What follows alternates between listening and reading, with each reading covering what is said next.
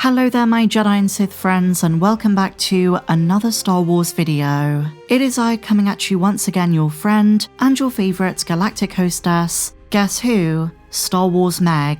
It's been a really strange 24 to 48 hours for the brand. Star Wars Day was great for the final 2 episodes of More Shadow Lord, but we really didn't get anything else. None of the rumoured trailers. There are a couple of reports saying we're getting the Ahsoka Season 2 teaser trailer. I do think that is still imminent, same with the Starfighter trailer we spoke about a couple of days ago, but it didn't come on Star Wars Day. We did, on the other hand, get another dozen or so Mandalorian and Grogu TV spots. Not too much to break down in those, but on the news front, there were a couple of massive stories we have to discuss, and a crazy wild rumour which I just want to say from the off, I don't believe is true, but it has been making the rounds, people are taking it seriously, so I will be breaking that down as well. But no more jibber jabber my friends, shall we dive into it? Let's go. So we're going to begin with a massive reveal from Variety.com. It's a breakdown of the analytics of what kind of Star Wars is being watched on Disney+. The full picture of data for last year's Star Wars Day just came in,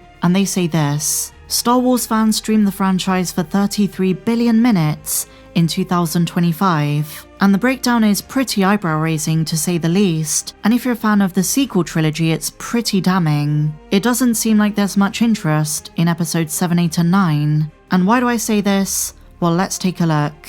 In honor of Star Wars Day, Nielsen has shared some valuable insights into fan habits around Star Wars. The good news is that the brand is not dead, but fans are very selective on what they want to watch. The top 10 is as follows. Andor at number 1. No surprise there, it was the biggest release of the year. Then followed by Star Wars A New Hope. The Force will be with you, always. The Phantom Menace, Empire Strikes Back, Revenge of the Sith, Attack of the Clones, Return of the Jedi, Rogue One, Tales of the Underworld, that's probably recency bias because it was also a 2025 release, and The Clone Wars. But then we have the breakdown by generation. This one might also surprise you. So it appears as though the majority of fans are pretty based. For Gen Alpha, ages 2 to 13, The Mandalorian was the most popular choice. Gen Z, ages 14 to 29, The Clone Wars. Millennials, age 30 to 45, Andor. Same with Gen X, which is ages 46 to 61. And for baby boomers, the baby boomers, just like Gen Alpha, The Mandalorian. In terms of the most popular movie, A New Hope, followed by The Phantom Menace, and then Rogue One. And this is what I've been telling you guys. In 2026, the original Star Wars is one of the most rewatched movies in all of history. And that's why next year for the re-release, the 50th anniversary is going to do crazy box office numbers.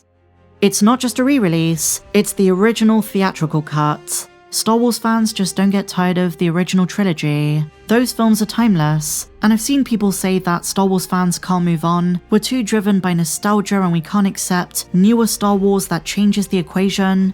That's not true. I know it sounds very reductive, but if you give us good Star Wars, we're there. Just look at the success of Andor Season 2. After Season 1 it was criticised as the great Star Wars show that no one is watching, but since Season 2 came to an end, the watch time and viewership has been going up and up and up, and for Q1 of 2026, it's the most watched Star Wars show. And here's something unexpected. Skeleton Crew was the second most viewed show, a secret sleeper, and as a huge fan of the John Watts and Chris Ford series, this brings a huge smile to my face. I really hope we get a follow-up. But you might have noticed, there is something missing from every single one of these charts. A single sequel movie. And the reason this is so significant is because it's in line with changes being made at Lucasfilm at the moment. But this brings me on to rumour territory. We've been seeing a very strange and interesting shift within Lucasfilm in the last few months. I don't believe in the rumours that say they're going to retcon it, but it is kind of being pushed to the side. In the parks, Kylo Ren and Rey have taken a backseat to Luke, Han, Leia, the Mandoverse characters, and it seems to be part of a wider acknowledgement that most Star Wars fans don't vibe as much with episodes 7, 8 and 9. In addition to this, recent merch has referred to the Skywalker saga as the first 6 films, but as I've pointed out, while there might be some truth to the notion that the focus going forward might be centered on other periods of the timeline, there is also a lot of evidence that the sequels are here to stay and they're still going to influence Lucasfilm's future. Just a few days ago, Jon Favreau was talking about Ahsoka Season 2, and he couldn't help but mention that it's going to set up the First Order. Then there's the fact that sequel elements are being reintroduced in newer projects. The Anzellans in Mando, the Praetorian Guards, General Hux's father. There are so many examples of this. Not to mention that Dave Filoni is reportedly still keen on making the Rey movie, and Simon Kinberg's episodes 10, 11, and 12. And also, of all the upcoming Star Wars projects, the one that Disney is most proud of is Star Wars Starfighter, which is set after episode 9, and it's rumoured to maybe have some connections to those films. All of this to say, even if they are taking their foot off the pedal with the sequel stuff, it is not being erased, and I really can't see them literally removing it from canon. There is a rumour going round that Lucasfilm is planning to replace the sequel trilogy with a new timeline that will take its place. They're just doing a bit of fan math, based on the aforementioned factors, and the way that they think it's going to go down is by using the world between worlds. This was a huge theory just a few years ago, and it was mostly in circulation after Luke appeared in The Mandalorian Season 2. After Chapter 16, we all believed that the sky was the limit, that Lucasfilm was doing a course correction, and maybe there was a chance they were going to avoid the sequels. I no longer think that's the case. But the reason they're bringing up the world between worlds once again is because of a video posted by the account Always Believe. At a recent visit to Galaxy's Edge, they asked the Ahsoka cast member why different characters from different eras can appear at the same time on Batuu, and her scripted response was, quote, "The world between worlds has been shattered and disrupted."